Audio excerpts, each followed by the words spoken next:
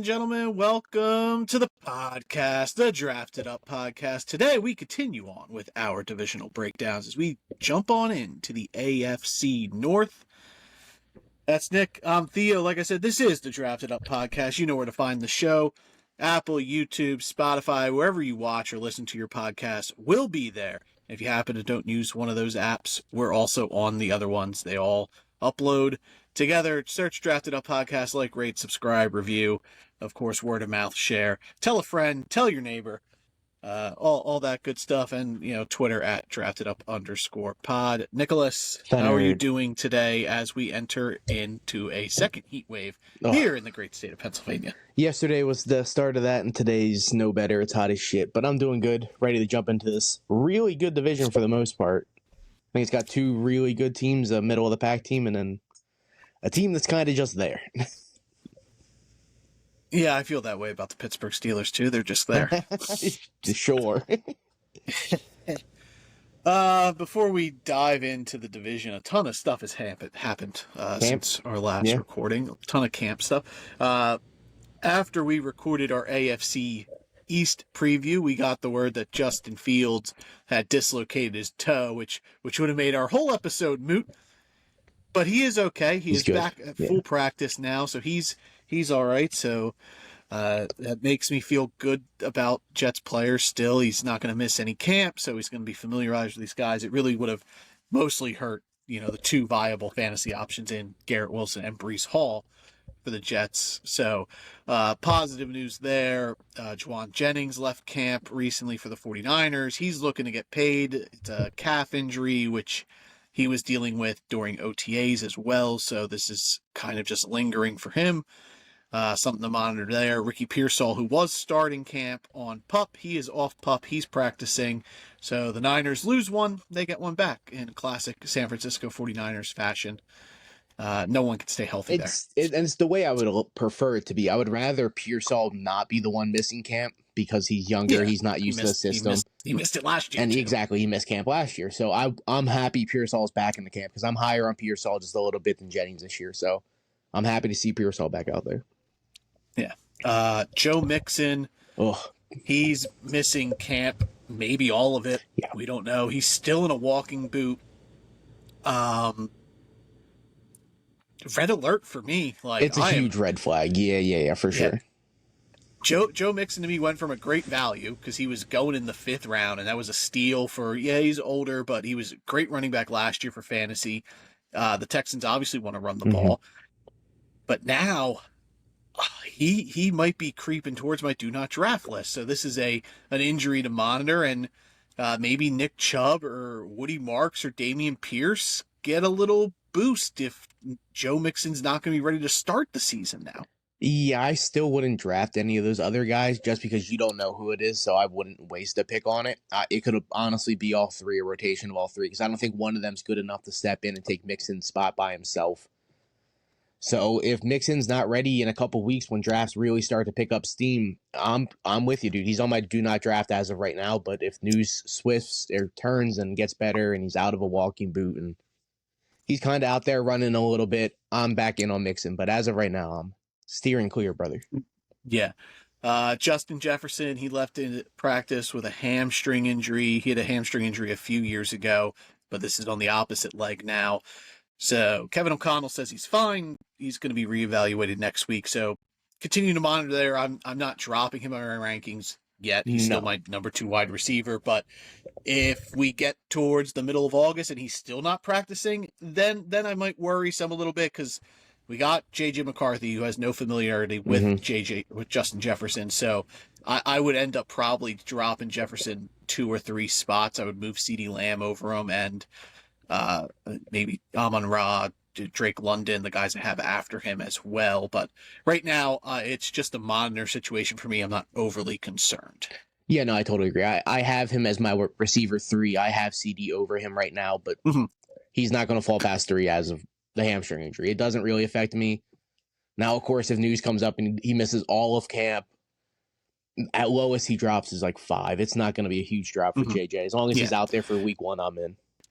Yeah, he essentially, if he misses all of camp, to me, he moves from a top 5 pick in the first round to the 7 through 12 range. Yeah, towards the back just end a of the later first round. Yeah, in no world does he fall out of the first round. It should not happen.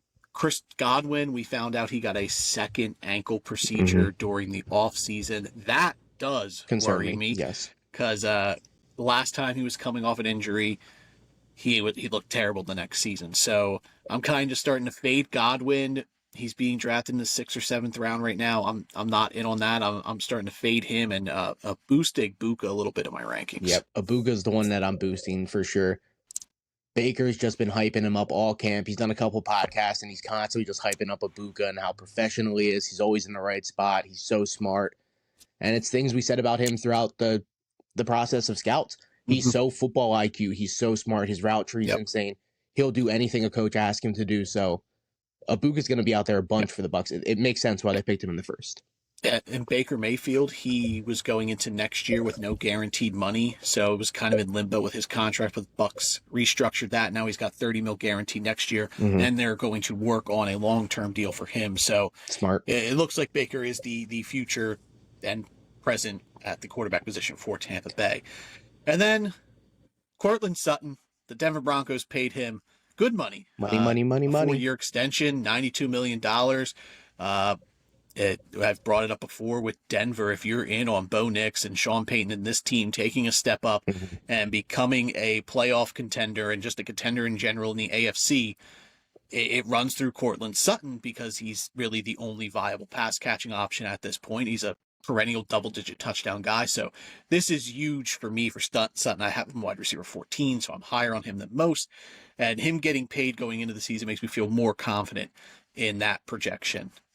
I don't think it really adjusts him too much this year, but dynasty rankings for sure moves up a couple spots just because he's going to be with Bo Nix for a couple more years. He's in the offense of Sean Payton, and that's a lock. So redrafts, I'm in on Sutton regardless. Dynasty, I'm a little bit more in now. So. And then Terry McLaurin still hasn't got paid. It's come out that he wants DK Metcalf money. I don't know who's reporting that because that seems a little outrageous. That's like $33 million a year. I heard he wants significantly more than DK Metcalf money. That's what I heard.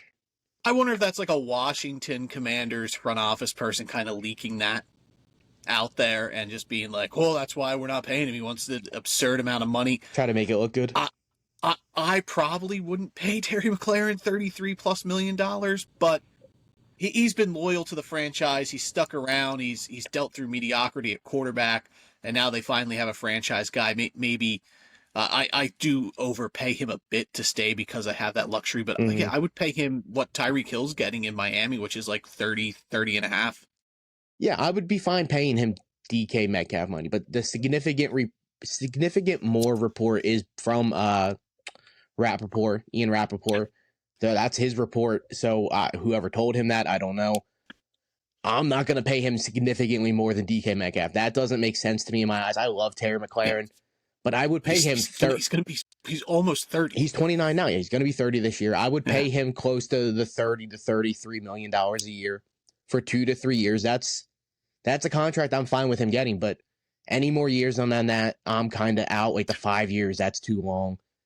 And if he wants $35 to $40 million, that's a lot of money for Terry McLaurin. So, yeah, you got to weigh your options. Yeah, so we'll monitor that, and then Cincinnati, who we're going to talk about today, they finally signed their first round pick, Shamar Stewart, locked in. Trey Hendrickson. The Bengals have offered contracts. Apparently, they're just far apart on money and years, but the both sides are doing their part. I do think a deal gets done between them, but at least now they do have the fallback that Shamar Stewart is there for camp and he can get adjusted to that system, and at least they have something there if Trey Hendrickson does hold out through the season. Yeah, for sure. He signed the day after the first camp reported. So in my eyes, they just went out there. They seen that they had no bodies on the defensive line, and they're like, we need to get one of these guys in camp as soon as possible. It's obviously not going to be Hendrickson. So they went out and they paid Shamar Stewart, and it's guaranteed, like everyone else's contract this year. So there was no shady business in them trying to back end his deal and all that bullshit. Yeah. I'm happy he stuck to his guns and he got the contract he wanted. So yeah, And honestly, the Bengals had to pay him because who else do they have? He had the leverage there. Exactly. Because Sam Hubbard retired. Trey Hendrickson's holding out. Dunlap, who I liked him out of Clemson, but he hasn't paid off. No. Not Carlos. That's Carlos Dunlap. You're talking, Carlos Dunlap, Florida graduate years and years ago. Miles Murphy from Clemson. Yeah, he hasn't panned out. First round pick for them. So they needed to get something there. And the Vegas Raiders. Stewart had all the leverage in that game. And I don't even know why the Bengals would even try to not give him the contract. It's so dumb, dude. Just pay the fucking guy, dude. I will never cease to be amazed about what the Bengals front office They are does. so stingy and so like gung-ho on we're not going to pay our guys. We don't care. Yep, what? They're stingy. They don't have like a full staff either. They have like 2 scouts. Hey, they want if they want 2 more, we're sitting right here. Yeah, I'll work for the Bengals. Hell yeah. And then finally, Christian Wilkins, all-pro defensive tackle released by Las Vegas. Mm-hmm. Apparently, he wasn't taking his foot injury rehab seriously. The Raiders wanted him to get a second surgery, and then he refused to do that. And apparently, there was some locker room stuff where this dude's an odd cat. Yeah, like, there's locker room stuff on that we shouldn't be talking about on this podcast. But he is. Yeah. Not going to dive into that. Yeah, no, I don't know that guy off the field like that. But a reason to release him because he tried to kiss a teammate on the forehead. But I don't think if that did happen, he wasn't liked in the locker room. That's just what it comes down to. That someone in that locker room didn't like him. He's also always trying to put his fingers in other players' places on the other team in piles. He's an interesting cat. Great player. Oh, phenomenal! Out of this world talent. Dude. Okay, let's talk some out of this they world saved talents. a ton of money cutting him. It was a ton of guarantee money too. Not guarantee, for foreseeable future money that's now that they can use next season. So I get the move. Yeah. If he wasn't liked by the coaching staff or the locker room, one or the other, and you can save a bunch of money, it's just 2 birds, 1 stone kind of thing. Yeah, he's filing a grievance with the Players Association, so we'll see how that goes. But this Pete Carroll, he's not going to take any of that. No, Despite being a player's coach, he is this authority figure where he doesn't take shit from people. Yeah, it's very no nonsense. That when he started in Seattle, he was just like, hey, we're not getting set in ways. Like, everybody kind of sat in the same place. Like, no, change your seats. And that's how he would start every day before practice. He'd make you sit in a different seat. And there was one veteran who was like a starter on the team who just wouldn't change his seat. He refused to move. He was cut in like 2 days. Pete Carroll made an example. Yeah, Pete Carroll doesn't care. He doesn't care if you've been there for 10 years. If you're quote for quote looked at as the starter, he don't care. If you're a distraction in the locker room and you're not showing up and you're not doing what you're asked to do, he's not gonna tolerate it. And that's the kind of culture Vegas needs at this point. So absolutely, it should work. Yeah. All right. Let's talk AFC North. Hell yeah, we'll start with the division winners, the Baltimore Ravens. Last season, the Ravens were 12-5, led by perennial MVP Lamar Jackson. This year, their win total is set at 11.5. Lamar Jackson, he's a no-brainer in fantasy. He's one of the safer picks, and that's built in with his draft position. He's going at the end of the second round as the quarterback 2 behind Josh Allen. Last season, he finished as the quarterback 1. Yeah. I currently have him 3 in my projections, but 4,100 yards, 41 touchdowns, 7 interceptions. He had an 8.6 touchdown percentage to a 0.8 interception percentage last year. And then he added 915 yards on the ground with an additional 4 touchdowns and averaging 6.6 yards per clip there for him. Not much to touch on Lamar Jackson. He's a superstar. You're going to be happy with him bearing injury. Like, there are the handful of guys, those top 5 quarterbacks that you're content taking a little earlier than quarterbacks normally go, and Lamar Jackson fits that bill. Honestly, if you wanted to pick him at the back end of the first to the beginning of the second round, I wouldn't argue with you there, just because he gives you this upside as a rusher. He could be a 1,000-yard guy. Obviously, he's going to have touchdown regression this year. He's not going to throw for 41 touchdowns again. And that's how he ended up 3 in my projection behind Burrow. And Allen is just the touchdown regression, but he's a fantasy superstar. You're going to be happy with him. like I said, bearing injury. Yeah, for sure. And Lamar doesn't have to go out and do the 40 touchdowns, 4,000 yards to be quarterback one. He's finished quarterback one without those stats before. So, of course, he's going to have touchdown regressions. But if he goes out there and he does 3,800 yards and 35 touchdowns, he's still going to be a top 3 quarterback, maybe even the quarterback one, just based off his rushing upside. And the way this offense rolls through him and Derrick Henry, Lamar's a no-brainer. So is Derrick Henry when we get to him. The Ravens are so set in stone because they're running back almost the same exact team that they ran back last year. Sure, you can talk touchdown regressions with Detroit and whatnot because they lost both their coordinators. They lost their all-pro center. The Ravens didn't lose any of that. They have all of their same coordinators. They have their offensive lines pretty much the same. They have Lamar Jackson. Derrick Henry got an extension. This core group, and it's pretty much the same as it was last year. I expect the Ravens to be a very, very, very good football team this year. Yeah, they brought in Jair Alexander on the defensive side, and DeAndre Hopkins was their big free agent signing on the offense. And what is he, their receiver 3 or 4? 3, and I think he's pretty well washed at this point. Yeah, I agree. They didn't make a huge splash in free agency, and they didn't need to. They have a roster and a core group of guys that they know that whatever they do on a Sunday, it's going to be a hard-fought battle, and they're going to be in every single game, every single week. So, yeah, they drafted my dude Mike Green. They drafted Malachi Starks. Green in the second was such a good pick, dude. He's going to produce well. As just pin his ears back and just let him rush the quarterback on 3rd and long, 2nd and long. Green's going to eat with this defensive line for sure. Yeah, and Malachi Starks, a great running mate to pair with Kyle Hamilton, locking in that secondary. Yeah, Baltimore and the elite teams in the AFC, you'll see that. Kansas City doesn't make big splashes in free agency. Buffalo rarely makes big splashes in free agency. And Baltimore, same way. And Lamar Jackson, one of the 3 best real-life quarterbacks. He's developed so well that he's not just a running quarterback. He's become such a good pocket passer over the last handful of years, and it just makes him even more of a threat that he can run, but he doesn't have to anymore. If you just look at the list of guys that have rushed for 1,000 yards from the quarterback spot, and then you look at Lamar's touchdowns, he had 40 touchdowns last year through the air. No other rushing quarterback is going to be able to get close to that. No. Cam Newton had his spike season where he was MVP, but he wasn't close to 42 touchdowns. Mike Vick did it, but he was never close to the 40 touchdowns. I think Murray had 1,000 yards once. But these guys aren't putting up 40 touchdowns. Justin Fields had 1,000 yards, and he had 20. Exactly. He's not a passing quarterback like Lamar is. So Lamar he's a different breed than both of these guys. I think Jaden Daniels has the upside to do the 1,040. But other than those 2 guys, I don't see anyone else in that world to be able to do that. So, yeah, and Lamar's done it 2-3 times at this point. The other, his first MVP had 38 touchdowns and almost 1,000 yards, if not 1,000 yards on the ground.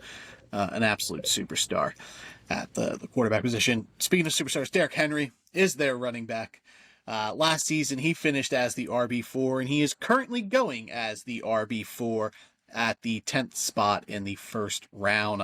I have him a little bit lower than I have him as RB6, but his stats last year overshadowed by Saquon Barkley. That's Saquon what Barkley it is, hadn't done the 2,000 yards, because I'm going to read you Derrick Henry's stats. You're going to be like, dude, why is this guy not talked about like Saquon Barkley? 325 carries for 1,921 yards, 16 touchdowns. He almost averaged 6 yards per carry.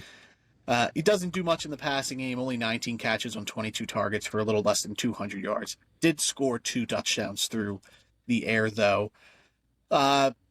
We're past the point of worrying about the Derrick Henry age cliff and when's he going to hit it, because he is the anomaly, and if he does ever hit it, you're going to be fine with it. There's no longer a point in trying to project if Derrick Henry just falls off, because at that point you're just missing out on an insanely talented running back and a future Hall of Famer without a doubt. Like, this guy's almost done 2,000 yards twice. Yeah, no, he is a legitimate. If you take his high school, college, and his pro stats, he's probably the greatest running back of all time, just to ever play the position. I think he's got 11,000 yards in his 9 seasons of the NFL career, and that still hasn't eclipsed his high school rushing yards, and that's only from 4 seasons. His high school stats are like 12, 13,000 yards. He's a freak. He's a monster. He's like statistically one of the best running backs to ever play the game. He deserves his flowers. Yeah, and Heisman Trophy winner. Yeah, there aren't many running backs that have won the Heisman recently, and Derrick Henry's one of them. And it's translated tremendously to the NFL, and he's still one of the best doing it today in 2025. Mm-hmm. And he took 80% of his snaps or his rushes last year when the Ravens were winning games. It's going to be the same exact thing this season. The Ravens are going to be winning games, and then they're just going to force Derrick Henry the ball, and he's going to wither down defenses and just make them hate every single Sunday. I love Derrick Henry this year. I think he's going to be a lock for the leading rushing guy. I think he's my personal favorite. If I had to pick one guy to lead the NFL this season in rushing yards, it's going to be Derrick Henry. He doesn't need the 40, 50 catches through the air to be a top 3 running back in fantasy. He's going to do it all through the ground, and his touchdown upside in this offense, he could easily have 20 rushing touchdowns this season. It would not surprise me. He had 18 total last year, 16 on the ground, 2 through the air, and that's definitely manageable. Where do you have him in your rankings? Do you have him as RB4? I think I have him at. Hold on, I have division stuff open, so you're gonna have to give me 1 second. So I'll keep talking about. You look at Derrick Henry, 6'2", 247. You think like, this guy misses time, and with the amount of work he's gotten, you would think there's an injury concern, but it's not. He's played the majority of every season sans 2021 when he only played 8 games, and in those 8 games, he had almost 1,000 yards rushing. He had double-digit touchdowns that year. Touchdowns. Yep. In eight games, double-digit touchdowns. He's my RB5. Yeah. I have him right behind. So, but he can manage the workload. 325 carries last year, 280 the year before that, 349 the year before that. That season where he only played 8 games, 219 carries, 378 the year before that, 303. Like, this is a true like workhorse special talent that we're just kind of. I think like at this point, Derrick Henry's become incredibly underrated. Yeah, I agree. I get like people look at the PPR stuff and he's not gonna be able to get 30, 40 cat. It does not matter. It does not affect me. Derrick Henry's going to produce every single week, and he's going to lead teams to the playoffs. Like, he's such a safe pick. I love Henry this year a lot. But now, here's the thing. Their schedule to start is Buffalo, Cleveland, Detroit, Kansas City. So 3 of those 4 games are really hard, being Buffalo, Detroit, and Kansas City, obviously. Mm-hmm. So if they're kind of not leading or they're trying to get back into games, Henry's not going to be getting all these carries. So if someone drafts Derrick Henry and they think it's not it, he's not produced versus Buffalo, Detroit, or Kansas City, snipe that target. You go in and you get Derrick Henry, even if you even have to like pay at base level for Derrick Henry.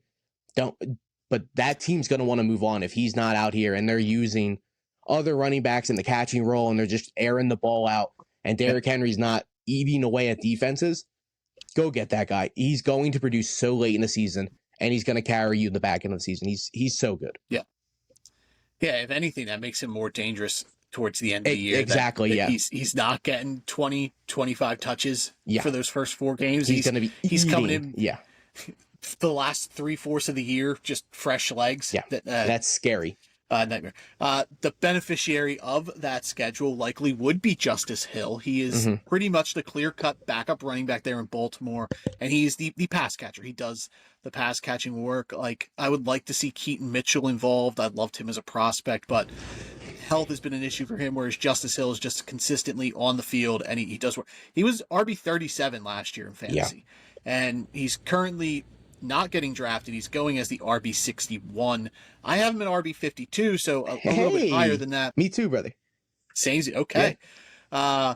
Last year, he only had 47 carries and 228 yards and a touchdown on the ground, but he had 51 targets, 42 catches for 383 yards and 3 touchdowns. So Justice Hill is a guy you could spot start on bye weeks, and he's never going to consistently get you fantasy points because you never know if the Ravens are up early. He is utterly useless for your team. Oh, 100%, yeah. At the beginning of the year, he might be worth using your last round pick, and that schedule's tough. They might have to pass a little bit more, and he could see some use early on, and you just kind of get the 7 to 10 to 12 points that he's going to get you, and you'll be fine with that if you do like a hero or zero RB strategy.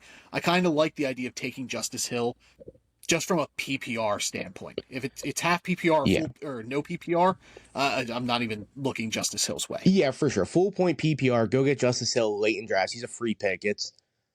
Every hard matchup for the Ravens, he's going to have a relevant fantasy flex start option. He's going to eat up 3-4 catches and then probably 50, 60 yards through the air. I don't know, a rush or two. He's obviously not going to rush the ball, but he's going to be pushing close to 9 points just out of the receiving game. And hey, man, if he gets in the end zone, dude, that's a really good flex start that week. So if the Ravens are playing hard matchups, Justice Hill should be looked at as, he might have a decent week this week. Yeah, I agree. The pass catchers in Baltimore. But real quick, you said he finished, 37 last year? Yeah. That's literally right behind Travis Etienne and Tank Bigsby. They finished 35 and 36. So he's right there with guys that are looked at as 9th, 10th round picks this season. Yeah. So I like Justice Hill. I'm not going to praise him or anything, but he's definitely startable. Not going to bang the table for him, but he is worth just a last round pick with the tough schedule to start, and then you can move on from him. Yeah, those 3 of the 4 games, you might looking at 5-6 catches through the air, and that's just free points, dude. So, and in this offense, anything's possible. Yeah, because I do think if Derrick Henry does get hurt, I don't know if Justice Hill necessarily becomes the starting running back. No, like I agree. I know he's the clear-cut backup, but I think Keaton Mitchell then takes over the starting role. Justice Hill, I think, would get more work, but I think it would be a like, combination of so many guys trying to use all your fab on him and get him if Derrick Henry goes down. But I do think he's worth just keeping an eye on in those matchups where Baltimore might be down or has to pass more. I think Justice Hill becomes a viable flex guy. If Henry, God forbid, goes down, I think Lamar's rushing yards would skyrocket, dude. I think his value would be through the roof. You're looking at a guy that might be getting 60, 70 rushing yards a game if Henry goes down.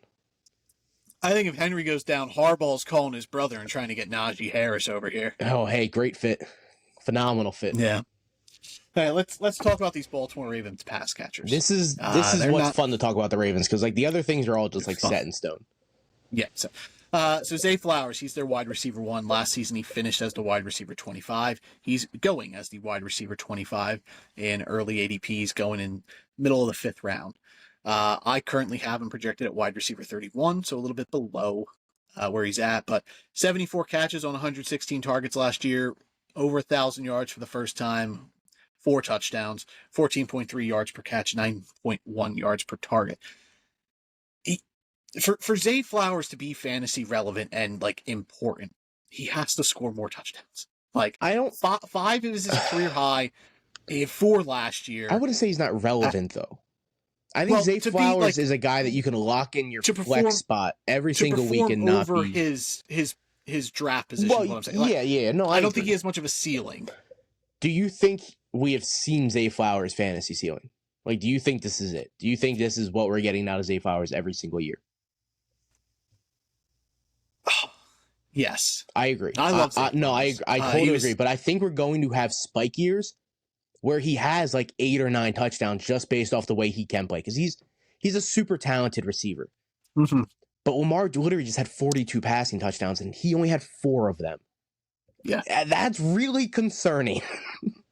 Yeah, because there's going to be the regression, but I don't think the regression affects Zay Flowers. No, he's not going to have touchdown regression. I think Zay Flowers will always kind of be hovering around 4 to 7 to 6 touchdowns every year. Yeah. It's just a matter of more targets going his way. That's his way to relevance. PPR is just getting an abundance of targets where he only had 116, and that's not necessarily what you want to see from your number 1 wide receiver. No. So I think his ceiling is a really low end wide receiver to a high end flex guy, and that's where he's being drafted. But he doesn't excite me to draft in the 5th round. He doesn't give me that that pizzazz where I could be like, I could get him in the 5th round and maybe he could be a top 15 wide receiver. Like, he's not a fun I'm just pick. getting him. Yeah, and he's going to be like, cool, I'm going to lock him in at worst at my flex spot every week. But if Zay Flowers is my 5th best player on my team, I'm extremely happy about that. That's a really deep roster, and I'm cool because Zay Flowers is going to produce. And it's not going to be flashy. He's not Jameson Williams. He's not George Pickens. He's not guys that are going to have huge spike weeks. Those are guys going around him. Would you rather have Zay Flowers than either of those guys? It depends on my roster. If I need a consistent receiver, I'm taking Zay Flowers every day of the week over those two guys because I know I'm going to get 9 to 15 points out of him every single week. Mm-hmm. To where Jameson Williams, I can get 30 points one week, but the next week I can get 1 catch for 4 yards. And I'm just like, shit. Yeah. He's got 1.4 points. How did that even happen? That's not going to happen with Zay Flowers. Like, I think last year, he shit the bed, I think, like once or twice. But that's still fine. That's still, over the course of a season. Anytime we had him as our play of the week. Yeah, exactly. But he's just so consistent. And in this offense, he's Lamar Jackson's number 1 target. I love the sound of that. And I think that honestly raises his ceiling higher than it should be. Because his ceiling's not crazy high, but the fact that Lamar Jackson's his quarterback, he plays for the Ravens in a high-powered offense, his ceiling could be really high. Mm-hmm. It's just they need to use him that way because I think he's that talented. I think he is talented enough to be a number 1 kind of looked at guy, like a top 15 kind of guy. Mm-hmm. I think he could have that kind of season. Yeah, I would love Baltimore to get a true number 1 receiver because I think that would just better Zay Flowers. Where Zay Flowers is utilized, like if they would get a true number 1, and then they utilize Zay Flowers like the Eagles utilize Devontae Smith. That's the range I hold Zay Flowers in. But in Baltimore, he's the 1. Mm-hmm. So you got to look at him like a number 2 receiver though. Like don't expect wide receiver. Yeah, no, I agree. I look at him. I have him at 26. So I have him you're with ADP. Yeah, I have him under guys like Pickens and Jameson Williams, who are spike week kind of guys, but I would take him if I need a more consistent kind of guy. And I have Devontae Smith, who's a number 2 at 20. So I have him 6 spots over this number 1 receiver. But I think if you would swap those guys and you put Zay Flowers in Philly and you put Devontae Smith in Baltimore, I think Devontae Smith pushes 10 touchdowns every single year. He's that kind of guy. He's a dog.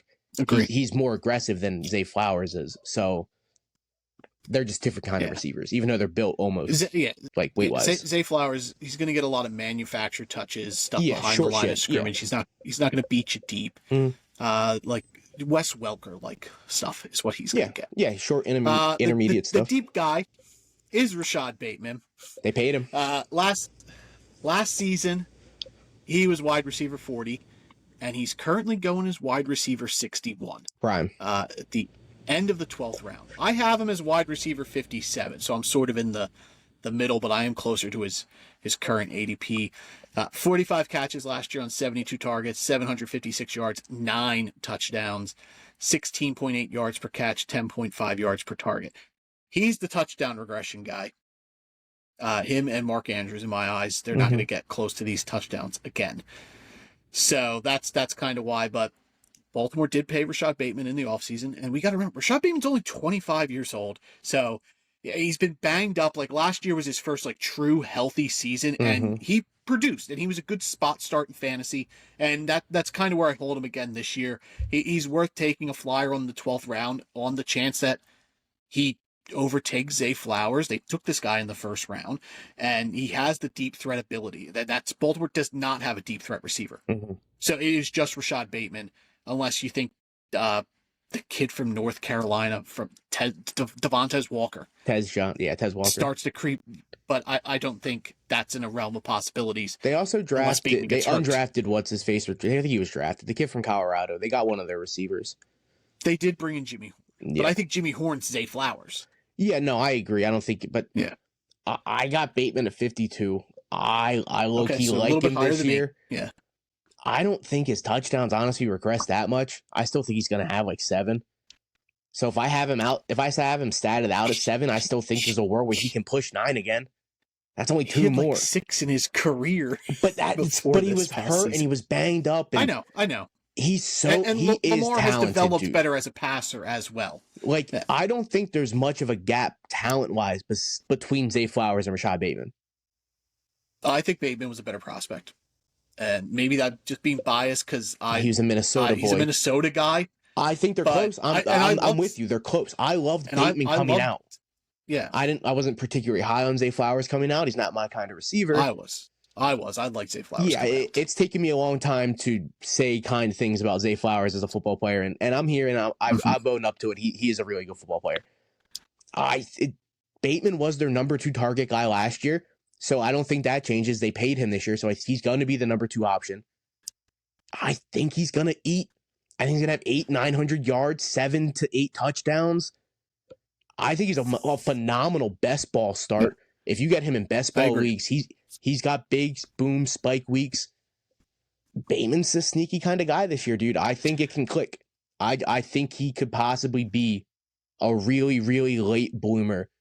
What was that kid's name? Devontae Parker. That was he was drafted by Miami. Yeah. He was 4 or 5 years in the NFL, and then his 5th year, dude, he went off and had 1,000 yards. It would not shock me if Bateman had 1,000 yards this year. Same with a guy like Brandon Lloyd. He did that. Yeah, as for well. Sure. But I honestly think Baltimore's best path to success in the passing game is to actually focus on Zay Flowers and Rashad Bateman. Like I am not in on Mark Andrews. I think he's washed. And I think their best path to winning is to make Zay Flowers high in touchdowns washed. but 55 catches. Yeah. DeAndre Hopkins is there, and he's going as wide receiver 69, so only 8 spots past Rashad Bateman. Yeah, no, I'm good. And last season he was wide receiver 48 in Tennessee and Kansas City. 56 catches for 610 yards on 80 targets, 5 touchdowns. I have him as wide receiver 80. I just he's like, I love DeAndre Hopkins, and I think he will just score touchdowns here. I don't think he's going to give you anything yard catch wise. I think he'll be a red zone threat. I also have him at wide receiver 80. That is so funny. Wow. Okay. Yeah, he's not it. And incredible talent. Great career. It breaks my heart saying that because I've never once said that he's washed, but I hated watching him last year. It broke my heart. He still has arguably some of the best hands in football, but his route tree is nothing like it was. He can't body guys. He can't get to the outside. He can't make the over-the-shoulder catches anymore. But man, he was phenomenal, dude. But he hit that Julio Jones wall. Yeah. It just happens. Yeah. Every player hits this wall. Yeah, he's good for the locker room. He's good for the receiving unit. It gives him a true veteran who was a number 1. And honestly, it does give them a red zone threat who. Like I said, I'm out on Mark Andrews, so maybe DeAndre Hopkins kind of phases into this red zone threat role where he's going to have 40 catches for 500 yards and 6 touchdowns this year. Yeah, I could see him He won't be fantasy relevant, but he's going to be really good for Baltimore in high pressure situations. Yeah, no, I think he's really good to have for Zay Flowers and Bateman there. I think just having that kind of knowledge around these two guys, because they didn't really ever have that helps tremendously. There's something about when Lamar gets in the red zone, he just locks in on Mark Andrews, though. Like it's a safety blanket trust thing, and he's still there. And I get he had like 11 touchdowns on 15 targets in the red zone. Like that's not going to happen again. But Mark Andrews pulling out 8, 9, 10 touchdowns. I think that's a possibility. I think like 8. I think he'll pull 8. I'm way higher on Mark Andrews this year, which has never happened. Yeah. I don't think I've ever been higher on Mark Andrews than you have, and because I'm not a Mark Andrews kind of guy. Yeah, we'll get into the tight ends because it's Mark Andrews, who last season finished as tight end 6. Yeah, on 673. And you're yards. Over here proclaiming he's washed. Yeah, those are all touchdowns though. Like Kyle Pitts gets 600 yards. Yeah, that's not impressive. And I'm pro Kyle Pitts. So what do you want me to say? but he's going as tight end 7 in the 7th round. Okay, I just hate the ADP. That I'm with you on. His ADP is way too high. He's not going to get double-digit touchdowns. I'm a tight end 19. I'm out, and I love Isaiah Likely. I'm out on him too. I have him at 25. So it's not even like I think Likely takes this step. It's the fact that Lamar had 41 touchdowns, 4,100 yards. I just don't see that happening again. Whereas, like, I think Derrick Henry's as involved, and I think, like I said, I think the path for them to take this next step to possibly go to the Super Bowl is making the focal point of the passing game Zay Flowers and Rashad Bateman. I see that. I have Mark Andrews at tight end 11. I just think Lamar trusts him too much in this offense that doesn't have a quote for quote number 2 locked. Like, Bateman's not locked as their number 2. It could be Mark Andrews. He was hurt to start of the season, so like week 1 through 5, he was not Mark Andrews. So he had a couple goose eggs, and he slowly got better as the season went on. If he's back to healthy and full form, I think Mark Andrews could have a very sneakily season. I'm not picking him a tight end 7. That's way too high for me because I can get guys like Njoku later, Tyler Warren, Colston Loveland, Gesicki, Colston Loveland. Yeah, guys like that who I would rather have way later in the draft. So I'm out on Mark Andrews at his ADP, but I do think he could have a really good season in this offense because I still think he's still talented in my eyes. Yeah. I ultimately see him and Isaiah Likely canceling each other out. And that's why I just want neither part of them. But Likely did get hurt in training camp. I didn't bring that up at the beginning. He did roll his ankle. So he's out for a couple weeks. Yeah, but I just don't like at tight end 7, I think you're drafting Mark Andrews at his ceiling. You are. You're drafting him at his ceiling because of the offense he plays in and his name. He still has a big, like, to a casual person, oh, this is Mark Andrews. He's Lamar Jackson's tight end. He's really good. It has that appeal. So Mark Andrews is going to get drafted over guys like David Njoku. No one really knows who that guy is. And maybe even TJ Hawkinson or Evan Ingram or guys like those guys. Because they're quote for quote not big names and casual people. Oh, we know who Mark Andrews is because of his quarterback and because of the Ravens. So his ADP's and he's in the position. It's literally 5-6 guys that are good. So it's his name. So I get why his ADP is higher than all these other guys. And tight end chasing essentially just comes down to your philosophy. Do you chase upside just as a player, or do you chase touchdown upside? So I get chasing Mark Andrews because the touchdown upside's there. I just don't think he gets close to that touchdown upside. I think he's on the wrong side of 28, 29 years old. Whereas I'll just chase high end potential players over him, and if I miss on them, I miss on them. Like Kyle Pitts. I have Kyle Pitts ranked over Mark Andrews, so yes, I would chase because Kyle Pitts is almost free. I don't have Kyle Pitts over him. Darnell Mooney is missing all of training camp, so maybe Kyle Pitts is the number 2 in Atlanta. Hey man, you don't have to convince me. But Kyle Pitts is that guy. Isaiah Likely, he's going as tight end 18 in the 12th round. He's finished last year as tight end 16. Like I said, I have him at 25. He had 42 catches for 477 yards on 58 targets, 6 touchdowns, 11.4 a catch, 8.2 per target. Like, again, I just see touchdown regression for both these guys, less so for Likely than Andrews, because 11 is a tough feat to hit, where 6 is manageable. But like I said, I just think they both can't. Like, if I could draft the Ravens tight end room, yeah, I'm getting 1,000 yards almost and double-digit touchdowns. I like that. I just think Likely and him just start to cancel each other out. And do they start to utilize Likely more because he's younger and neither of these guys are under contract next year? I don't know. It's a muddy situation. And Likely's injury now does not make me feel great about it either. Yeah. So maybe Mark Andrews does see a little jump in my rankings from 19, but I think I'm just out on the Baltimore passing game, and if I'm going to take somebody from the Ravens in the passing game, it's going to be Rashad Bateman because he's free. But I think it would just ultimately come down to I just want Lamar Jackson. Yeah, it's weird how like the top teams in the AFC are all kind of built the same. Like Buffalo, Baltimore, Kansas City. They all have this elite quarterback, and then he's just kind of surrounded by guys we really don't really want in fantasy football. So it's amazing to see how these teams have been able to produce that way with, oh, we're paying our quarterback so much money. We can't really surround him by talent, and we need talent on the defensive side of the ball. So we're going to have these guys go out there and do what they do with lesser-known talent, and all 3 are showing why they were arguably the 3 best quarterbacks in football because they're producing with guys that are not as talented as other guys that have. Like, think about Kyler Murray, dude. Baltimore's Like, Kyler Murray's got Marvin Harrison and Trey McBride, dude. Like, that's insane, guys. Lamar has Zay Flowers, Mark Andrews, okay. Rashad Bateman, okay.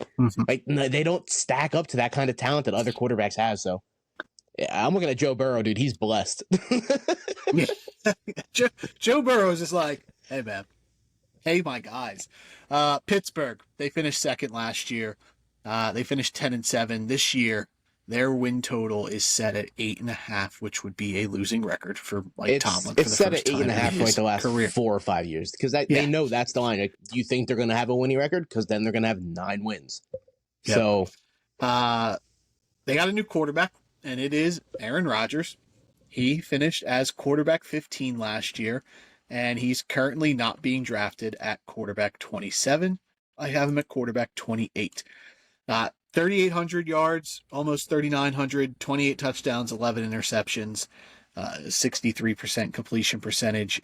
Didn't give you anything on the ground. I was listening to people talk. Do you think he is an upgrade over Russell Wilson?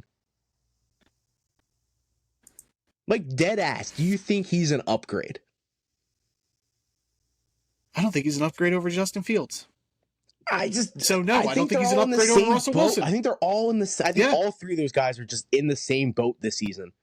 I don't see how this is an upgrade at quarterback. I'm sorry, I really don't. I think Fields gives you more upside just because he's younger and he has rushing ability, and Russ and Aaron are just kind of similar, just throwback pocket passers who are going to need a great line. So Pittsburgh's line better shape up and. Yeah.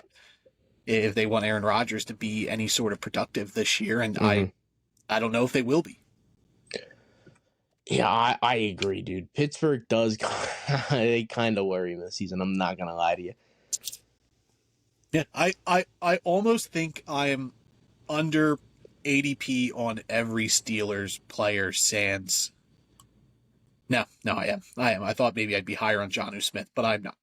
I am under current ADP on every Steelers offensive player on my projections. What's DK's ADP? He's going as wide receiver 22. Okay, I am lower.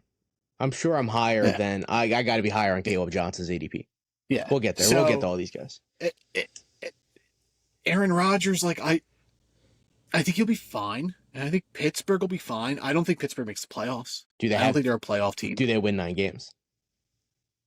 No, I don't think so. You think Mike Tomlin's streak comes to an end? 18 winning seasons? I do.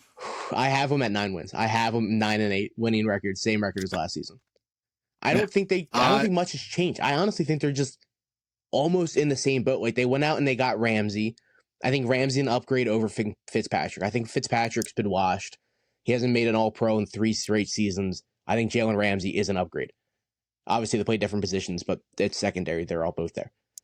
I think Russell Wilson and Aaron Rodgers are in the same boat. I do think Caleb Johnson is an upgrade over Najee. So I think that I love Caleb Johnson this year. I just think Pittsburgh's in the same boat they've always been the last couple of years, and I think they're gonna pull out the 9 wins. I think Pittsburgh doing this routine that they never do, where they just go out, trade for all these guys, sign players, like bringing these names that's out of the ordinary for them. It is so not Pittsburgh what's going on this offseason.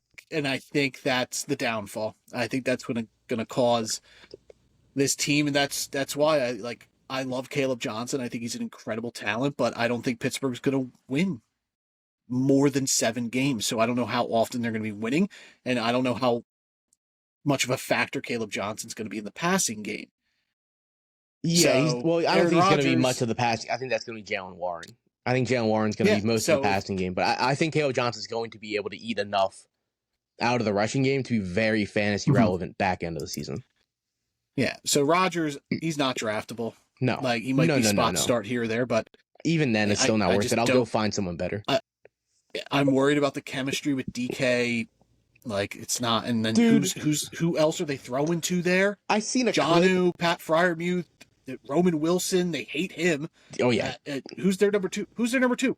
It's Calvin Austin. I'm pretty sure. Cool. I'm pretty sure it's Calvin Austin. And Robert Woods is there. Cool. Like, yeah, cool. yeah, this is the Jets. This is the Jets all over again. I agree. I seen a clip, and of course it was camp, and it was Aaron Rodgers and DK Metcalf are going to eat all season. And it was like a back shoulder throw. DK turned, caught the ball. He was 8 yards out of bounds when he caught this ball. It wasn't a catch. The ball was George Pickens catch. It was so inaccurate. Don't show that clip. No one's eating in that clip.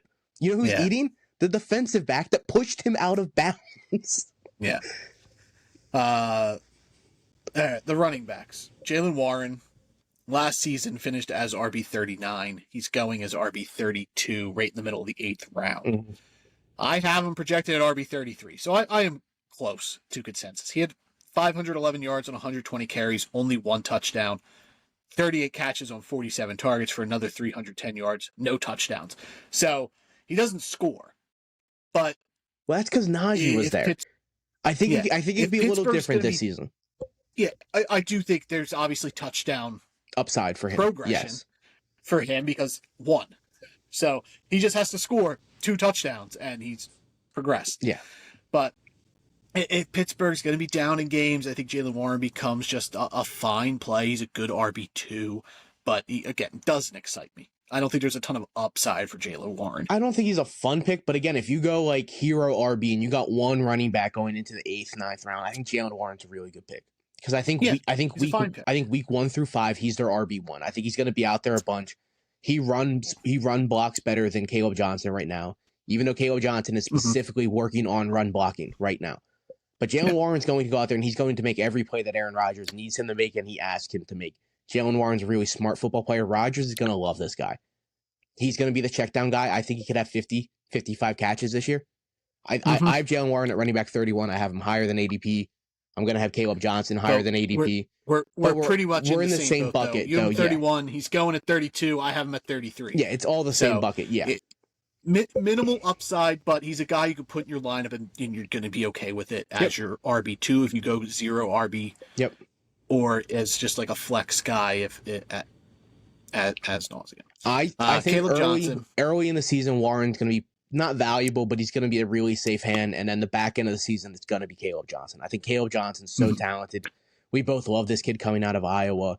He fits this system perfectly. He's a one cut and it blows out of the backfield. He's going to have so many more bigger plays than Najee ever did in this backfield.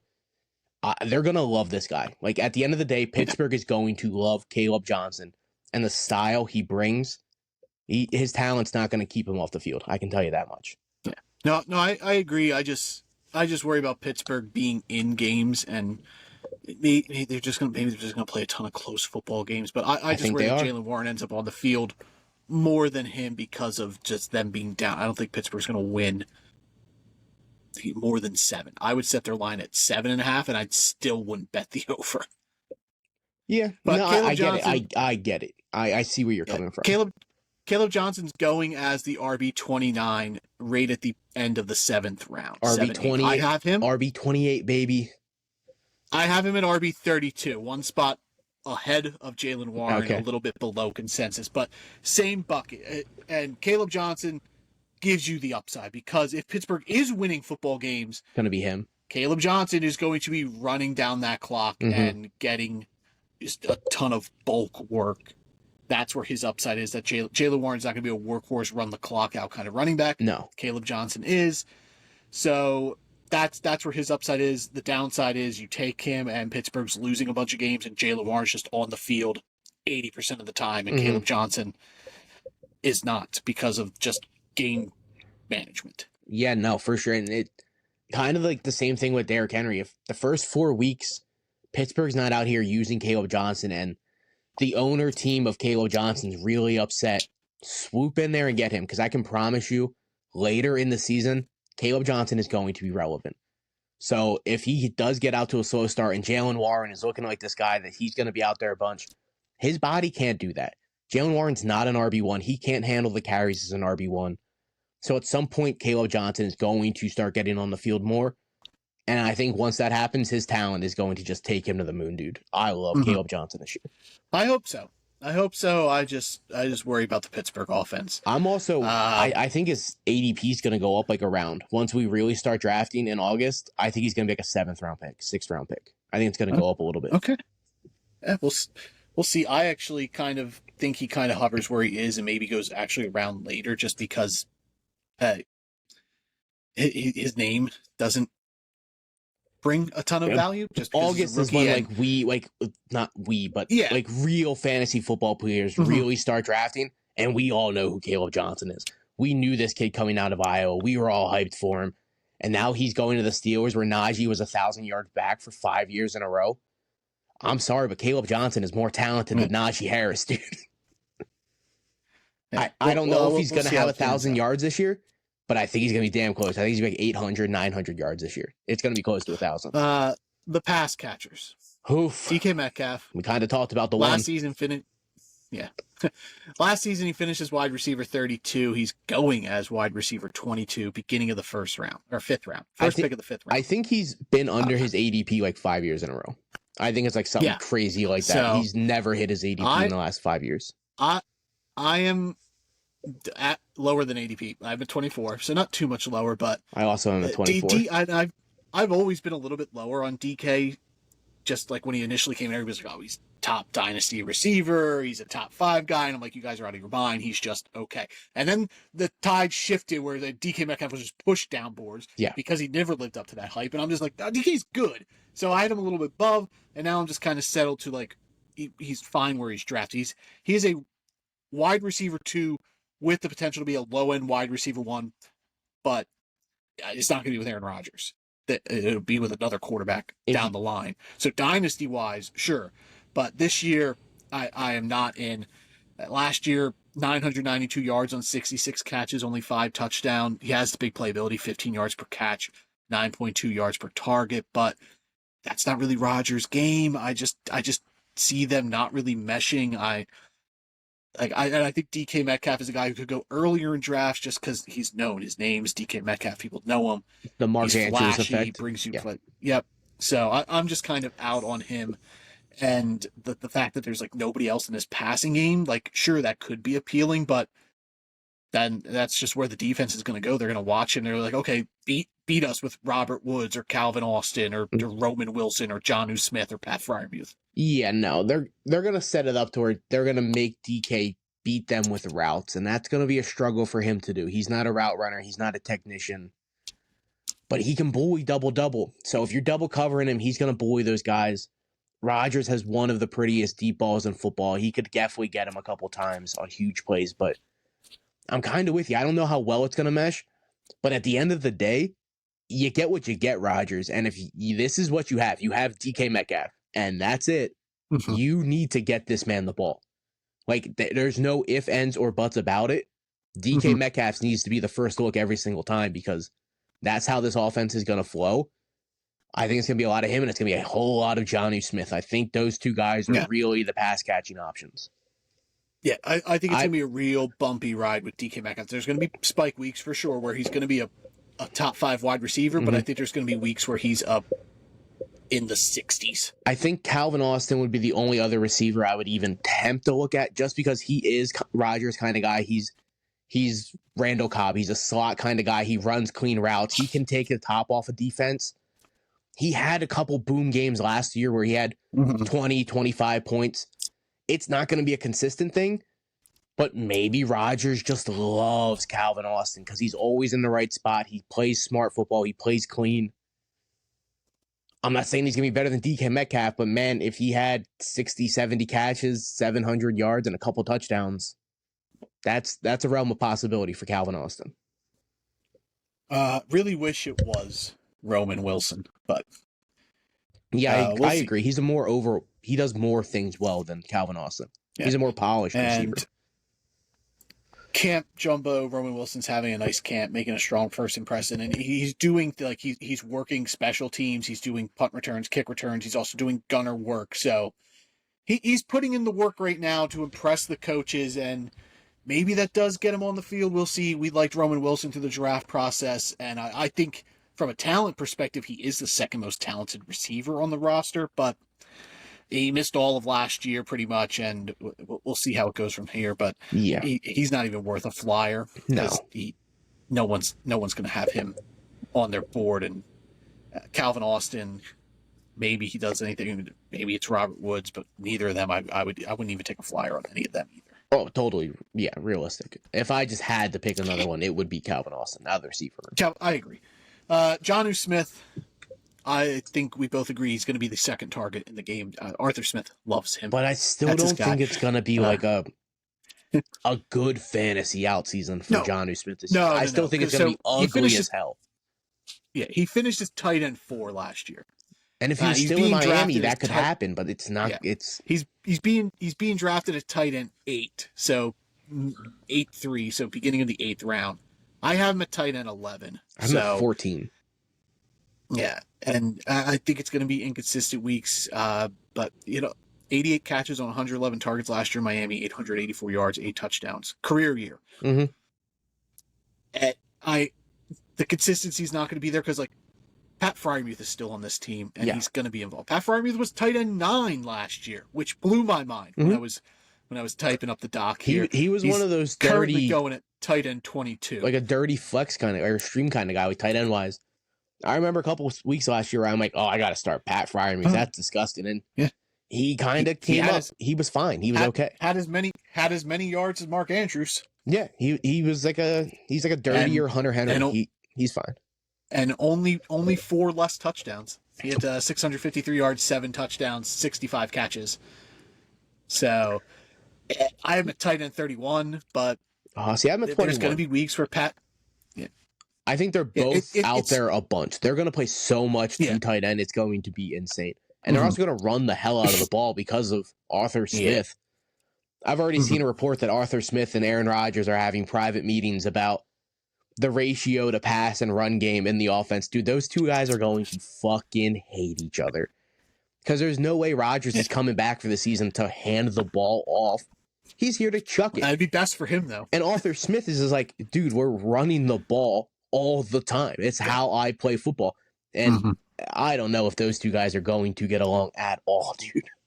Yeah, there's going to be weeks where Fryermuth could be a starter, and he's really just touchdown dependent because Darnell Washington is also going to be on the field a ton as the third tight end. He's going to be the 6th offensive lineman. He's going to be out there to block. Yeah.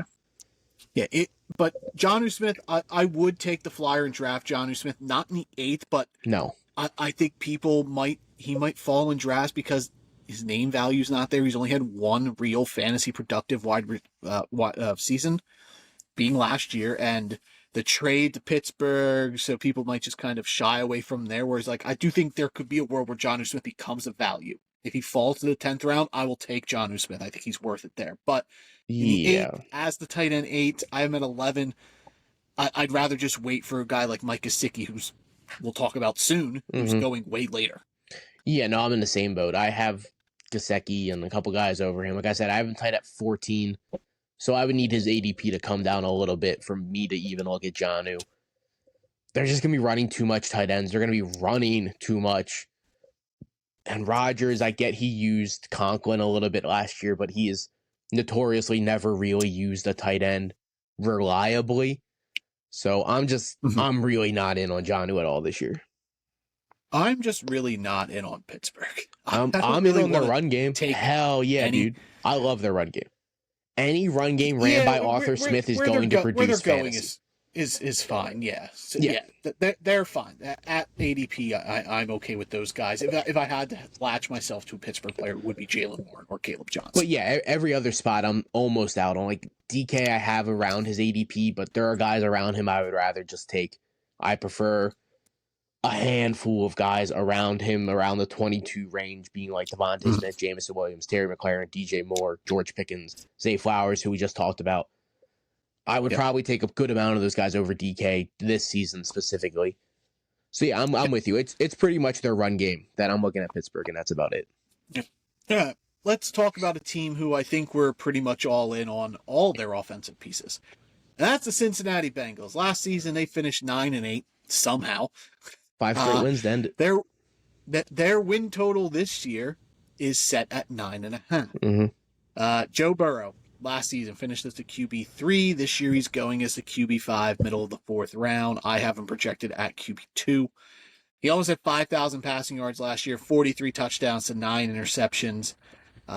Historic completion percentage through right now, as many games he's played, the highest completion percentage in NFL history. He doesn't give you much groundwork, but you'll take that because he's pushing 5,000 yards and 40 touchdowns every season. Yeah, out of the top 5 guys, he is the one that is a pure pocket quarterback. He's not going to put up the rushing numbers that Allen, Jackson, Hurts, or Daniels do. So I have him at QB5 because of that. Just give me the rushing upside of the other guys. Understandable. Yeah, and I honestly think if like all 5 guys have a regression, I think that he would be the one that falls down the most out of all 5, just based off touchdowns. Because the running upside, he doesn't have it. Yeah, he doesn't have that fallback. I got like Jamar Chase had like 18 fucking touchdowns last year. I don't know if that's gonna happen. How much is T. Higgins even gonna be on the field? I don't know. So I think Burrow has the more questions around him, and I still love him though. Like if I want one of the big 5 quarterbacks, so I'm in on any of those 5. Yeah. Yeah, I think we're in for a similar season again from Joe. I think if there's any quarterback who's a lock to get 40 touchdowns, it's him, and I think he's going to get close to that again. I would say it's him and Baker Mayfield would be the 2 quarterbacks I would put money on to get close to 40 touchdowns. Yeah. But I am Baker Mayfield. I have a 7. Taking him in the 4th round. Yeah. So for sure. And he's one of the quarterbacks you can easily stack with Jamar or T. Like they're both manageable to get those guys. Yep. So that does give Joe Burrow some more of an appeal. And honestly, if I'm in the league, I'm trying to prevent that from happening. I don't like to force picks, but I don't want to go up against Joe Burrow and Jamar Chase in our home league. We did that last year, and it carried him through the season. Yeah. And it'll do it again this year for sure. Yeah, for sure. Like you could literally just have those 2 guys and you're almost a lock in for the playoffs. Like if Burrow and Chase a stack, they're going to carry you. And if you look at the other 5 guys, like Allen really doesn't have a stack this year. Lamar, we just kind of talked about it. Sure, you could stack him as Zay Flowers, but it's nothing special. Terry McLaurin's holding out, so Jane and Daniels kind of lost his stack. And then Jalen Hurts and Joe Burrow both have stacks. You could stack Hurts with A.J. Brown or Devontae Smith. I honestly prefer the Smith stack with Hurts. I think it just hits a little bit better. But Burrow and either T or Chase, dude, if you get the Chase and Burrow stack, dude, you are golden regardless of how you draft the rest of the draft. Yeah, your team's going to be good. Yeah. Yeah. Chase Brown, last season, our baby boy, finished as RB10, and he's going as RB12. In the middle of the 3rd round. I think that's an actual joke. I think that is a legitimate joke. Chase Brown is going to be our Bucky Irving this year. Yeah. From just a standpoint of just guys we're pushing. I have him an RB5. Hell yeah, dude. I have him at 7 spots higher. Yeah. Yeah. He had 990 yards. He would have had 1,000 yards had he not got hurt at the end of the year. 7 touchdowns, only 4.3 yards per carry. 65 targets in the passing game, 54 catches, 306 yards, another 4 touchdowns. And this was not being the starting running back early on. He was in the committee with Zach Moss. Mm-hmm. And now the question coming in, and we've brought this up numerous times, was, are they going to bring in competition or somebody to spell Chase Brown? We thought maybe it would be Khalil Herbert, who they traded for after Moss got hurt. Well, he's an Indy. Zach Moss still on the roster, but who knows what's going on with him with a neck injury. And the only other running back they brought in was Taj Brooks, who they drafted in the 6th round. This is Chase Brown's backfield, and I would lean towards what he did at the end of the year being his baseline. I 100% agree. Once he became the guy, which is how the backfield is going to go this season, he was RB4, RB3, RB9, RB10, RB5, RB5, RB23, RB13. So out of all of those weeks, every single week except the last 2, he was an RB12. Most of the time, he was an RB6. He is a dog. He's so good in the passing game. His rushing upside is there. He had a couple games where he was 120 yards, 97, 91. So like he's this high because he's in this offense and he gets passing work in this offense. So like his rushing numbers I look at as just like a bonus because he's going to eat up so many catches, so many touchdowns in this offense. Mm-hmm. Chase Brown could honestly finish as a top 3 running back, and it would not shock me at all this season, just because of especially how well he played last season. Oh yeah, full point PPR for sure. That's how we're statting guys out. And with his current ADP in the third round, like that's why I'm really comfortable going receiver off the bat. If I could snag Chase Brown in round 3, like honestly, I think I'd be taking Chase Brown in round 2 just to lock in that I can get him. That's how high I'm on him. I am perfectly fine taking him into second round because of how high I have him. And here's like a tip for people drafting in like the pick 1, pick 2. If you can get Chase, Burrow and Brown are both going to be there. I would love a team that has Burrow, Chase, and Brown as my first 3 picks. That's a world I'm comfortable living in. Burrow, Chase, and Higgins. I don't know if I want to throw in T to the 4 because T that's he's a little question marky. But those 3 guys don't carry to the championship, without a doubt in my mind, this season. Yeah, somehow the Bengals, who have the most prolific offense in football, are somehow the easiest offense to just draft pieces. It's insane. Yeah, around. They're so easy to stack up with each other. And their defense is historically bad last season. It's going to be just as bad, if not worse, this season. There's the fear. If somehow the Bengals defense goes from bad to just middle of the pack, where they don't have to score 30... then you got to worry, and that's where Joe Burrow kind of does take the regression. If he doesn't have to score 35 points per game, if they only have to score 28, that's 1 less touchdown a game that they have to score to win.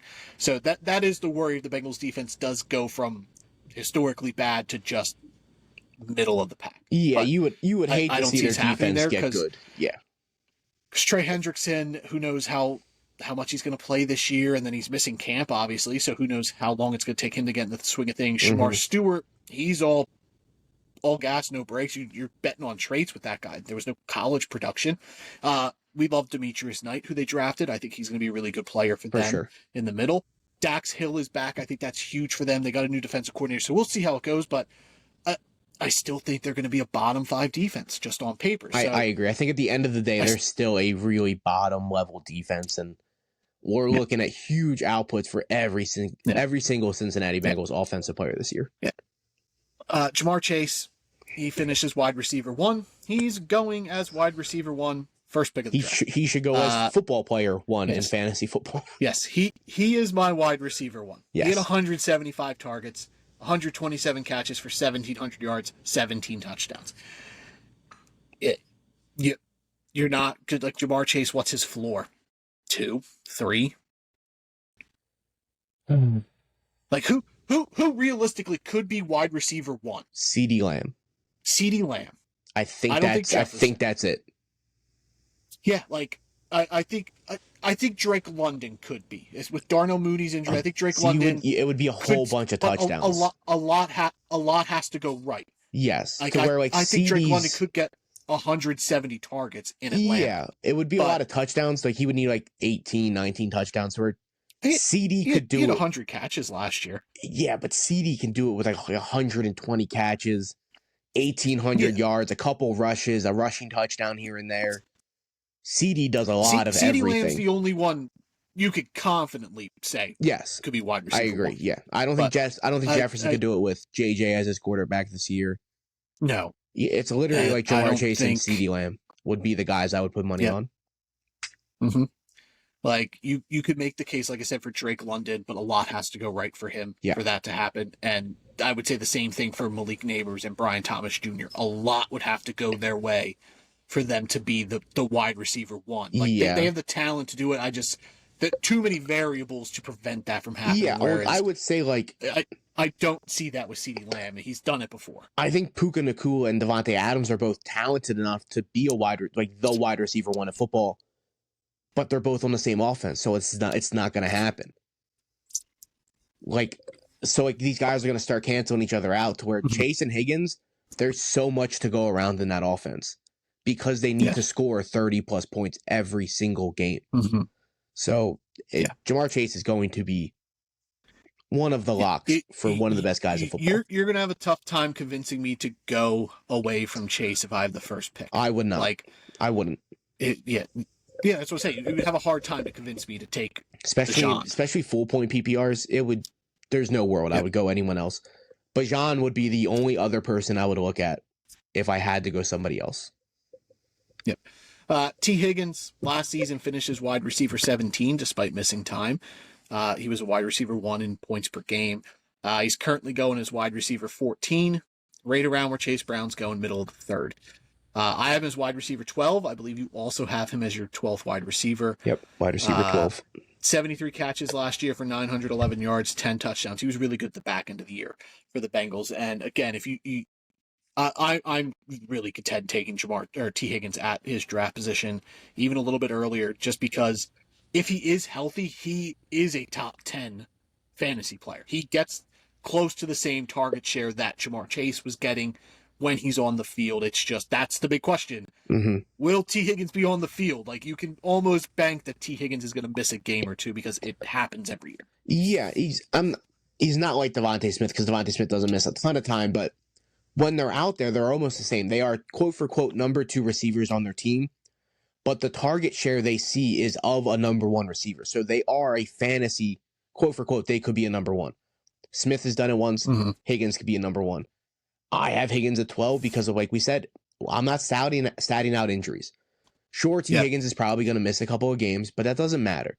When he's out there, he's going to produce, and like you said, points per game last year of a wide receiver 1. So I don't think it's going to change in this offense. Burrow, Higgins, Chase, Brown.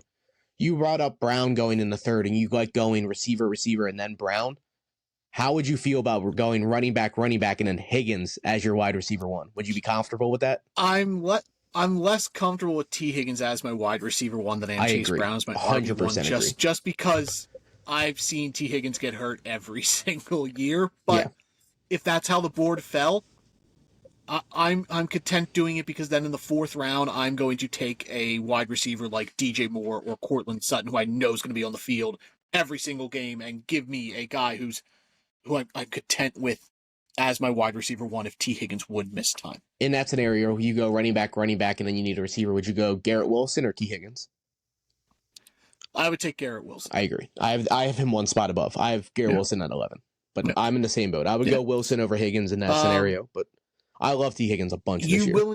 You willing to take a flyer on the Bengals' 3rd receiver in your final round, being Andre Yoshivas or Jermaine Burton? Not really. I love Jermaine Burton, so I'm gonna say I think it's him, but I wouldn't pick one of them. Yeah, well, I was just saying either of them. Like, I know what you mean, but T. Higgins does miss time, so do you try to stay ahead of the game? Like I'd consider it, but it's not something I would actively go out of my way to do. But if that's the approach you went, like if you drafted T. Higgins, I would kind of understand using your last pick on Burton or Yoshivas just to give you still get the Bengals offense if T goes down. But I would probably lean towards Mike Gesicki. If I draft T. Higgins, I'm probably going to pair him with Mike Gesicki.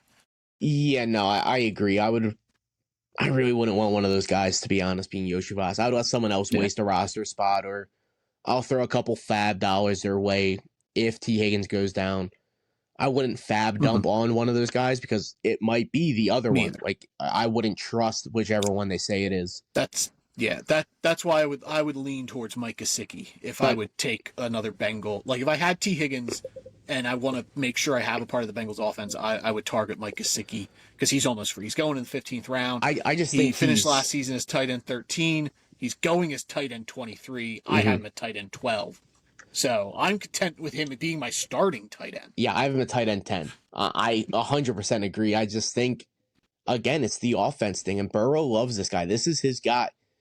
Like, he brings him up in interviews every time he talks about offensive guys. They brought in Noah Fant, though, for tryout. So I'm not too worried about that. It does affect him a little bit, though, for sure. Yeah, but he's gone everywhere. Noah Fant has gone to Miami. He's gone to Cincinnati. He went somewhere else. Like, he's doing the world tour. Someone will sign him. Noah Fant's a really good football player. He's gonna get signed. Yeah, Gesicki, though, similar stats to Pat Freiermuth, similar stats to Mark Andrews. 65 catches, 665 yards. The touchdowns weren't there for him. He only had 2. So if he sees a touchdown progression and he's still putting up 665 for 665, and he has 6 touchdowns, that's a lot of sixes. He's a top 10 tight end. Yes. Well, that's I was doing that because that's pretty much what Freiermuth had. Yeah, no, I know what you're doing. So, but yeah, I think he could finish top 12 for sure. Yeah.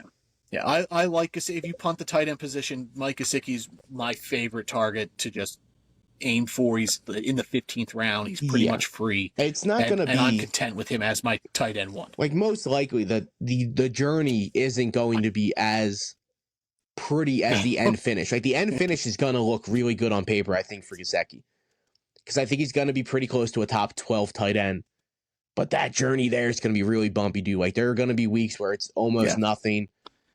But just come the end of the year, though, he's going to be a really consistent tight end. Like, finish-wise, consistent. Yep. All right, before we dive into the last team in the AFC North, the Cleveland Browns, let's shout out our affiliates over at W Energy and Finley Hats. Finley Hats, their hats built for good times. They have a lifetime warranty, so if your hat is damaged or destroyed, they will repair it or replace it completely free. Free shipping through the U.S. They do hat drops every week. They got some cool designs, like you see this one here is all patterned up. The base is also patterned. They got the little pockets on the inside. They got the cool strings that you can secure around your neck, keep your hat secure to your head. They got different sizes. They have extra large hats that fit my big ass head, so that's always cool. Ton of cool designs. They have custom pennants as well that you can run the laces through. They're just really cool, unique hats. And they're fun. They're fun hats. Anytime I wear one out in public, I constantly get someone coming up to me like, "Hey, nice hat. That's a really cool hat. Where'd you get it?" So in the description of the video, there will be a link. You can click it and get a nice 15% discount on your first purchase over at Finley Hats. So join the Finley force and support our friends over at Finley Hats. And then W Energy. They dropped a new flavor. I've brought it up, the Japanese yuzu. It's delicious. It's tart. It's sour. It's fun. It is my favorite flavor of the ones I've tried from there. So I highly recommend checking out their new flavor, but they got a ton of other ones. No artificial dyes, no sweeteners, none of that stuff. It is good, clean energy. It's jitterless energy.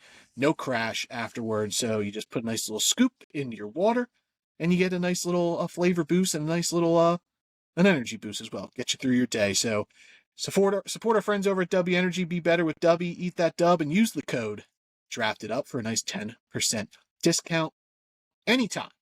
No matter how many times you order, that code is good. So support our friends over at W. Be better with W Energy. Eat that dub.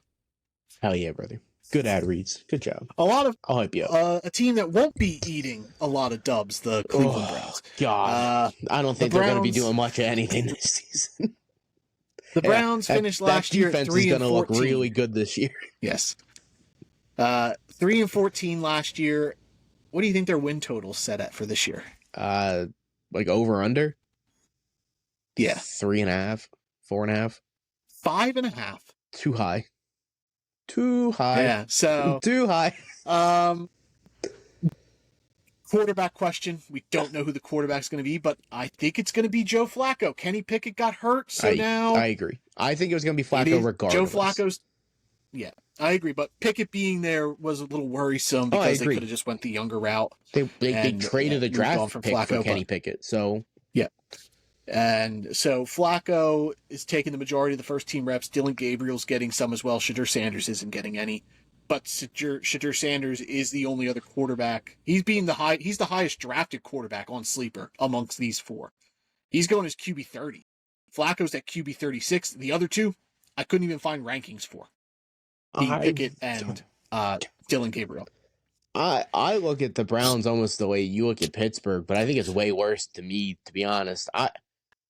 I don't think there's a single person outside of David Njoku I would draft on this team.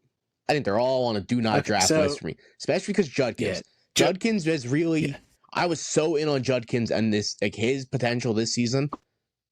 There's just nothing there now for the Browns for me. It's David Njoku. Dude. I'm so worried about the quarterbacks. Yeah.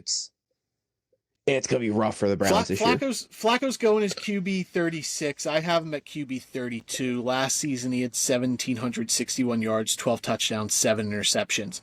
His 17-game pace though was 4,513 yards, 28 touchdowns, 19 interceptions. Hell yeah! So he could sling it, and that's what Cleveland's gonna have to do because I don't think they're gonna be winning a ton of football games. No. So I'm kind of in on Jerry Jeudy, Cedric Tillman, and David Njoku. Oh my God, no. I think Jerry Judy's still going way Just too because of early where for me. What's Jerry too Judy's? early. What's his ADP? At wide receiver 34. I have him at 33. So yeah, that's around ADP, I guess. But Okay. again, I don't trust the quarterbacks. Oh, that's high. 25 is high. I don't trust the quarterback. I don't think it's going to be Kenny Pickett all year or Joe Flacco all year.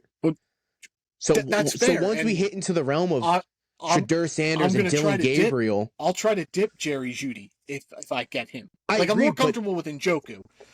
But then you're just hoping that he goes off. Once if he doesn't, and then you're just stuck with Jerry Jeudy all season. Here we go. Jameis Winston. In the games he played with Jerry Jeudy. Different hold Winston breed. As I do Joe Flacco. I disagree. They're just gunslingers. They are just going to throw the ball a ton. Jerry Jeudy's 17-game pace was 167 targets for 119 catches for 1,908 yards and 7 touchdowns. I don't look at Flacco and Winston anywhere near the same. Flacco's like 50 years old. He is going as wide receiver 34. I'm willing to take that shot as him as my flex guy. That I get what Jerry Jeudy did last year, which was 90 catches for 1,200 yards and 4 touchdowns. I don't know. I'm out 100% on the Browns. It's just not. It's Cleveland's not a gonna thing. Have to throw the ball. They're not going to be winning games, and I'm going to trust that Joe Flacco is just going to hyper target Jerry Jeudy, Cedric Tillman, and David Njoku. Like he's going by like Waddle's going around him, Olave, Calvin Ridley, Jacoby Myers. I would take any of these guys. I got Jerry Jeudy over all these guys. I do not. I have all of those guys over Jerry Jeudy. Yeah. I do not trust the Browns I have Jeudy over all whatsoever. Like I said, I do not. Yeah, I think the Browns are going to have to pass the ball a bunch, and they're going to be disgusting, just volume targets. So I will gladly just take that from the flex position. If I can get Jerry Jeudy to do close to what he did last year, and I'm cool with that. And then Cedric Tillman, who's pretty much free, he's going as wide receiver 65 in the 14th round. He finished last season. I would take Tillman over. He finished last year as wide receiver 90. So you're probably like, okay, this guy was wide receiver 90. He had 300 yards. Why is he going as wide receiver 65? I got him at 52. He had 29 catches for 339 yards, 3 touchdowns last year. But his pre-injury 17-game pace, this is a lot of projection for Cleveland. In the 4 games he played in full, he played 5 games completely. He got injured the 5th game early, so I excluded that. So those 4 games, his season projection would have been 102 catches for 1,283 yards and 12 touchdowns. Yeah, no. I just think Jerry Jeudy and Cedric Tillman and David Njoku are just really good, talented football players that they could overcome a bit of the quarterback downgrade. Like, if it's Joe Flacco, I trust Flacco to sling the ball to these guys that one of them or 2 of them are fantasy viable.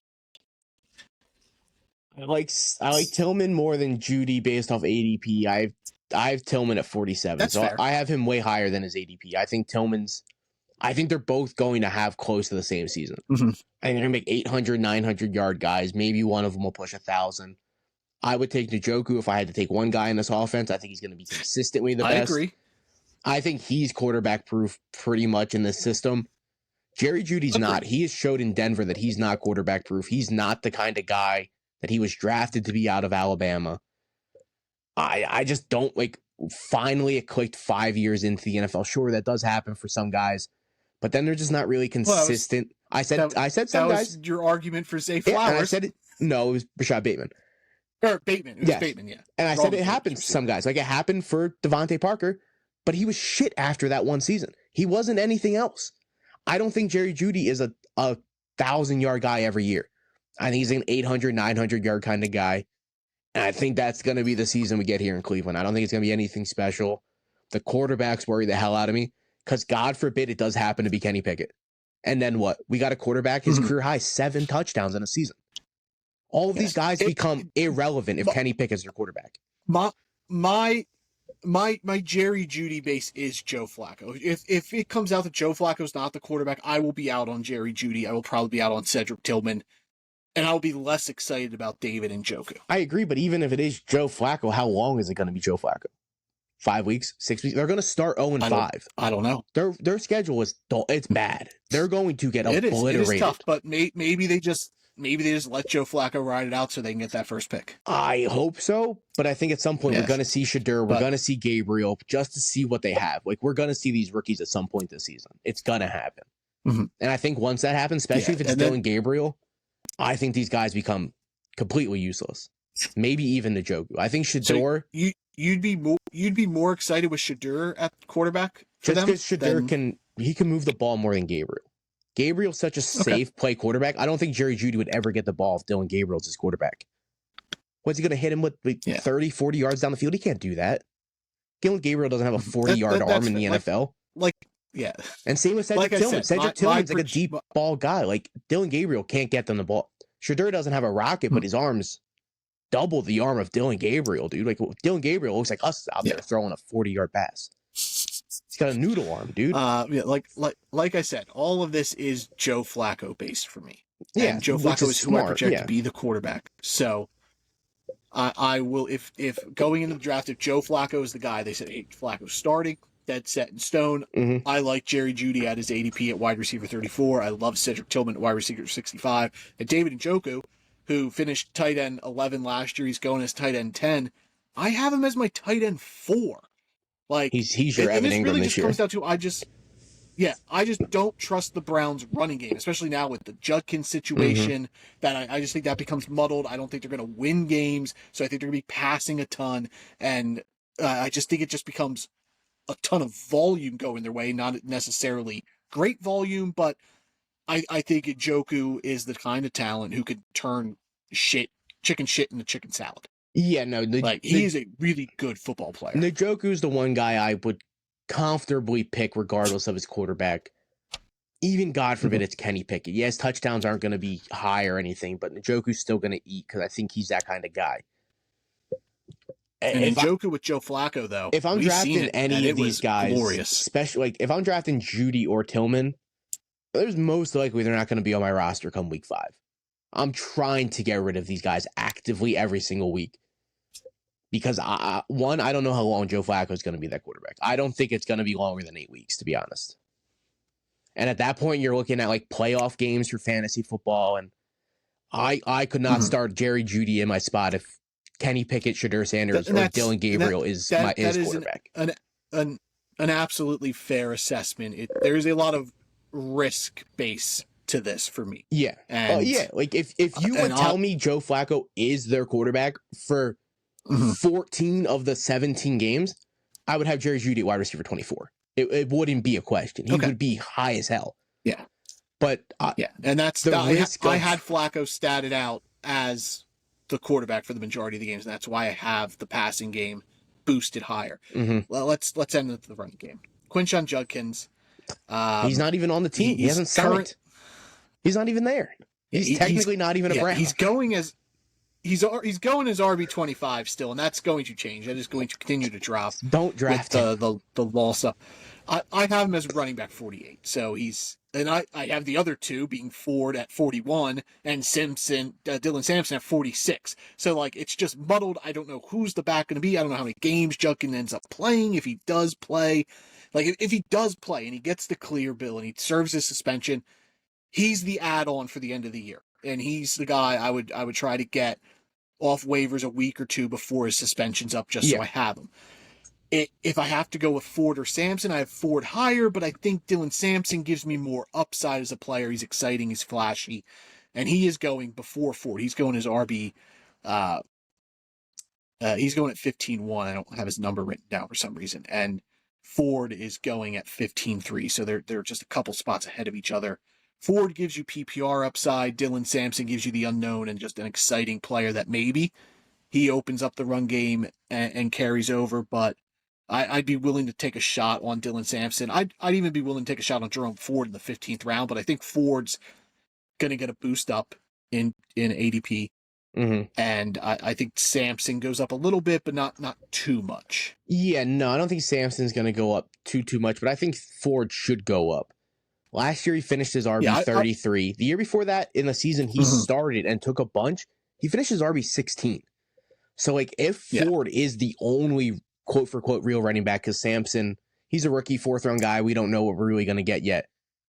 So it's looking in my eyes that Ford's going to be their RB1 for most of the season until Judkins maybe comes back, or if not, I think Ford's like a really flexible kind of guy this year. Am I willing to pick him? I think Ford's ADP moves up to like round 12 to 11. That's what I need. From 15. That's what I need to see come like real drafts where Ford's getting drafted. Right now, I'm in on Ford. I think obviously 15th round, he's going to outproduce that if he is their RB1.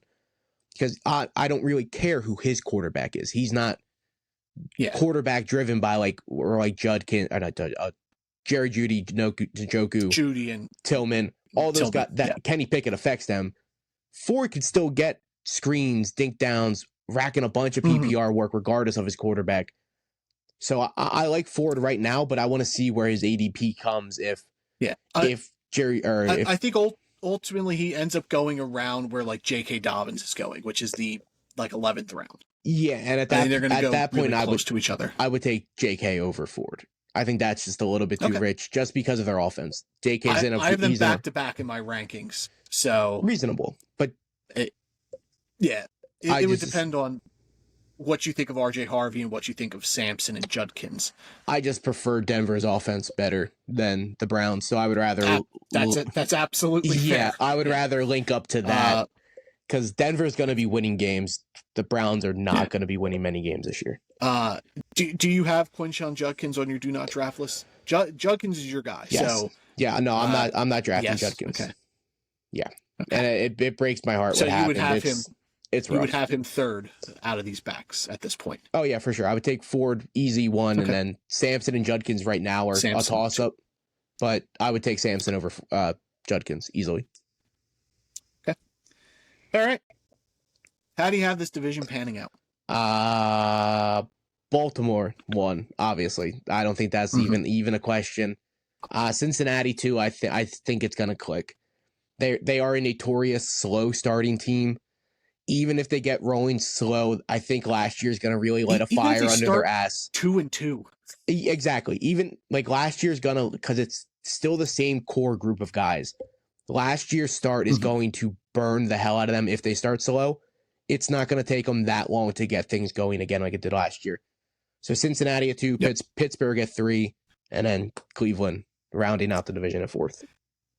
Yeah, chalk, same. Baltimore, Cincinnati, Pittsburgh, Cleveland, and I have Baltimore and Cincinnati both making the playoffs. I think I did as well. We'll get to a playoff episode at some point, but yeah, I think I also had Baltimore and Cincinnati in the playoffs. Yeah, we'll give our full AFC playoffs after we do our last AFC division. Makes sense. Same with the NFC. All right, cool. AFC South up next. We'll get to talk about maybe my least favorite AFC division. We get to talk about Houston, Jacksonville, Indianapolis, and Tennessee. So that'll be. But it's also fun to talk about because it could go anyway. There's so many question marks with that division. Yeah. Every single one of those teams is question marked. Yeah. So I don't think next week's going to be like as chalky. Like this week was chalk. Like it was straight through with the division. It was pretty self-explanatory. Yeah. Next week, I have no idea who you're going to have in first or last because it could literally be any of the 4 teams, to be honest. Yeah. All right. Drafted Up Podcasts, YouTube, Apple, Spotify, wherever you get your podcasts, watching, listening. We appreciate it. Rate, subscribe, review, follow. Drafted Up _pod over on Twitter. And we'll catch you guys here later this week for the AFC South. Hell yeah, doggy. Adios. Bye.